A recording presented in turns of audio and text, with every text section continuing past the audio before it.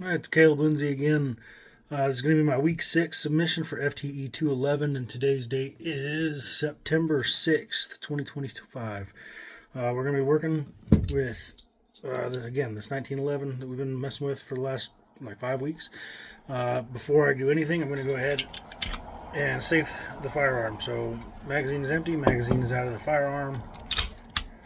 I'm going to visually and physically inspect the chamber, nothing's in there. We are clear and safe. The first thing that we're supposed to do this week is assess the sear engagement on the firearm, and it's supposed to be completely assembled while I do this. I messed with the trigger, or I didn't really mess with it. All I did was put it in the firearm. It already fit pretty well. We'll probably mess with that today, make it better.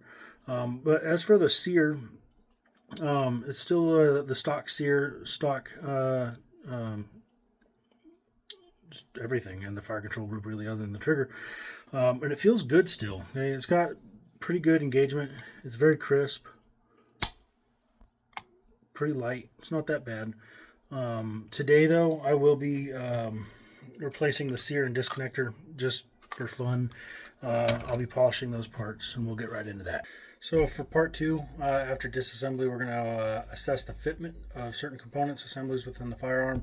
We used a random number generator. The first one I got was number 4, which is the slide to frame fit. Okay, so that's the first thing I'm going to do.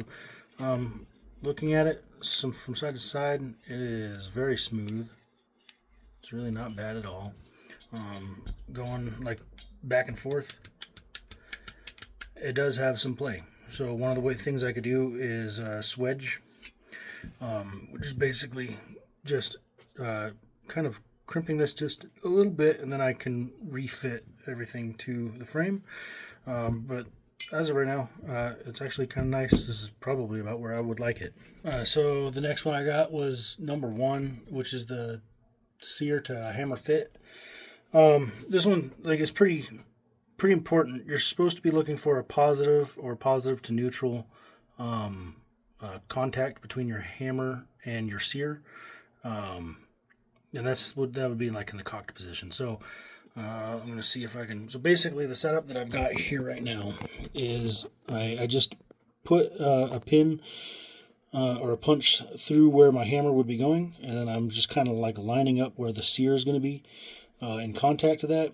It's kind of hard to do that with just one hand, but what I found is that I do have, with the new Wilson Combat Sear and the Wilson Combat Hammer, without really modifying anything at all, it is like a perfect positive and to positive neutral. Like it's like right on the money fitment. One way I could have done this is I could have used more ways to kind of position the sear and the hammer to where they are supposed to be in the firearm. I have like a white piece of paper behind, so I could have a better view of everything that's going on. But I would have found the same thing. It's just 2 aftermarket parts from the same exact company, and they are basically made for each other. So.